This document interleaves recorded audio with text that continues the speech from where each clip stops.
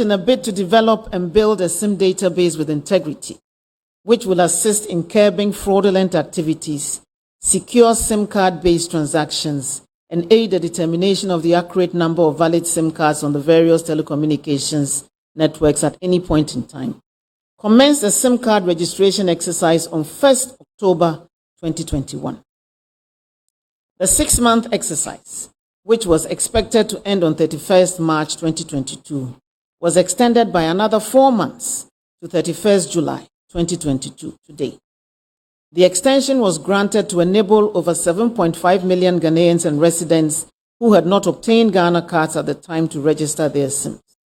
As indicated in our press release of 21st March 2022, it was also to give us the opportunity to provide modalities for the registration of diplomats and complete the processes for rolling out a self-service SIM registration app to facilitate the registration of SIM cards for both residents and Ghanaians living outside the country. The current SIM registration statistics indicate that as at 28th July 2022, the total number of voice SIMs stood at 41,979,398.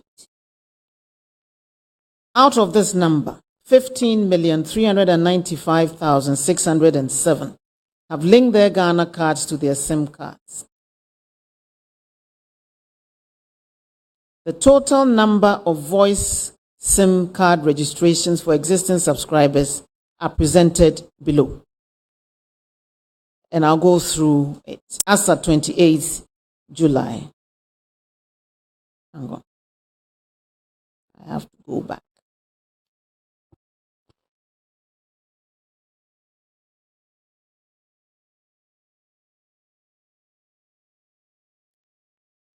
As at 28th July, the total voice SIMs were 42,121,921.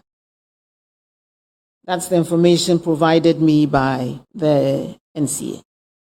Stage 1 registrations as at that date, 28th July, were 25,260,661, representing 60% of total registrations. Stage 1 of unregistered SIMs were 16,861,260, representing 40%. Stage 2, i.e. those who had fully completed the registration process, were 16,059,350, representing 38%.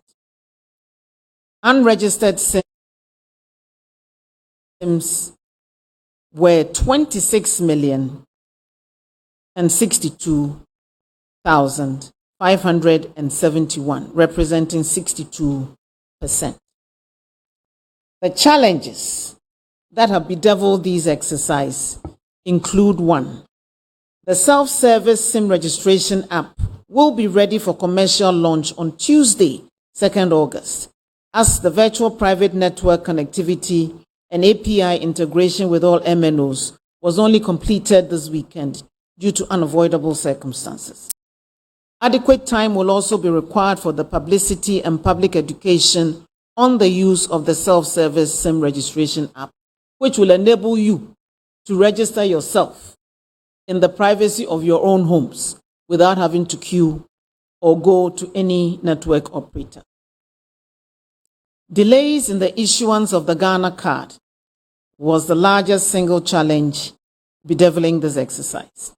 And my information is that the NIA has not been able to issue all eligible persons with a Ghana card, and that as of Thursday, July 21st, 2022, 16,969,034 individuals have registered for the Ghana card, with about 16,535,623 cards printed. 15,702,000 719 cards have been issued and distributed, whereas some 832,904 cards have not been distributed or collected by those who applied for them. Broadband wireless access registrations also commenced barely a week ago, and they have only been able to register just about 2% of their subscribers as at Friday, 29th July. Many data-only SIMs have also not been registered, and my information is that their owners were not aware that those SIMs also needed to be registered. Those are the SIMs in your MiFis and other devices, not your phones and iPads and those other, but those data-only SIMs. I believe some of them are even in our electricity meters, if my information is right. So, where do we go from here? The security situation in Bawku and its environs has also made it difficult for the registration of residents and has slowed down the process in that area considerably. Next steps. The SIM registration app will be available for download on both Android and iOS this week, barring any unforeseen circumstances. Each registration via the app will be subject to a 5 cedi surcharge. You will pay 5 cedis to register yourself on the SIM registration app. Non-resident Ghanaians who do not have the Ghana card can use their passports to complete the process via the app, but will be required to update their details with the Ghana card once they acquire it. They have up to December 2022 to do so. I urge them to comply with these directives and to contact the NCA if they have any peculiar challenges. Ghanaians on official assignment outside the country or students on scholarships who cannot acquire the Ghana card by December should also contact the NCA. Special provision has already been made for members of the diplomatic corps in consultation with the Ministry of Foreign Affairs and Regional Integration, and they have been notified. It's also come to my knowledge that amputees and others who have some physical challenge are also a category of persons who are having some difficulties registering their SIMs. We will have discussions with the NIA on how to resolve these challenges. All visitors to Ghana can now acquire SIMs with their passports, and I encourage the airport authority to work with the network operators to provide adequate venues for the acquisition of SIMs at the airport. As indicated earlier, these will be valid for 3 months, and if they want to use them for a longer period, they must acquire the non-citizen ID card to validate their SIMs. Network operators must provision their systems to send notifications to this category of SIM card users. Now to the vexed question of the deadline. The statistics indicate that there was a 90% drop in SIM registrations as soon as the first deadline was extended on 21st March. Until a week ago, there were no queues at any registration center. People started rushing to register when they realized that the deadline was imminent after going to sleep when it was extended. About 50% of those who have completed the first stage of the process have not concluded the second stage. They have linked their SIMs to the Ghana card, and so that cannot be attributed to Ghana card challenges. I've also been informed that some people who have obtained quick loans from their service providers have decided not to register their SIMs to avoid repaying those loans. That is evil corruption, and you will be found out.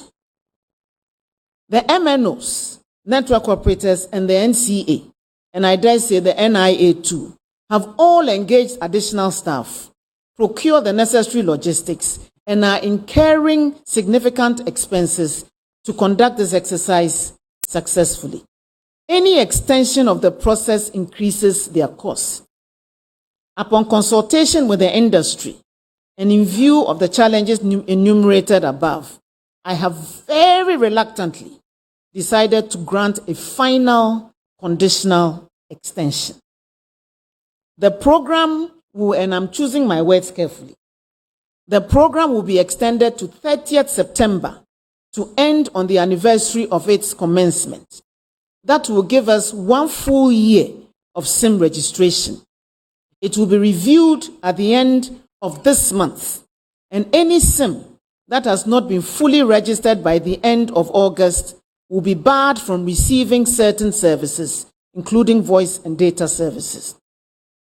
It will also be more expensive to use unregistered SIMs. The full range of punitive measures will be announced at another press briefing in September. Kindly do not blame your service provider when you suffer that fate due to your own inaction. To be forewarned is to be forearmed. I must end by reminding us all that the Ministry of Communications and Digitalization is not the supervisory ministry for the National Identification Authority, even though we collaborate and work very closely with them. My hapless self has been roundly vilified in certain quarters, particularly this past week, for Ghana card challenges which I am not responsible for. Professor Kente and his sector minister, Honorable Ambrose Derry, Minister for the Interior, are available to answer any Ghana card related issue, please. I am staying firmly in my lane, Midimi lane. Actions also have consequences. And in all that we do, we must put the interest of our beloved country first. In 2018, the NDC vociferously opposed the Ghana card registration and called on all their supporters to boycott the registration process. Those who heeded that antisocial call and refused to register are now feeling the effects of it. You listen to the NDC on any issue at your own peril. I thank you for your attention.